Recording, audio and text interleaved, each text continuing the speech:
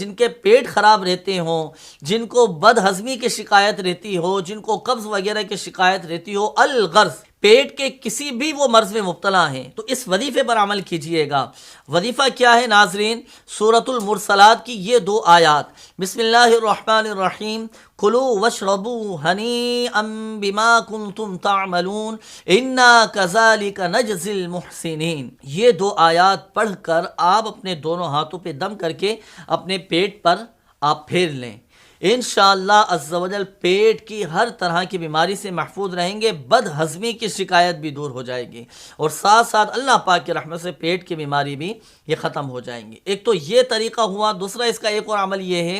کہ یہی 2 آیتیں آپ کھانے پر دم کریں، اور کھانے پر دم کر کے اب یہ دم کیا ہوا کھانا آپ کھائیں، انشاءاللہ عز و جل پیٹ کی ہر طرح کی بیماری سے، بد ہضمی سے یہ انشاءاللہ عز و جل آپ محفوظ ہو جائیں گے۔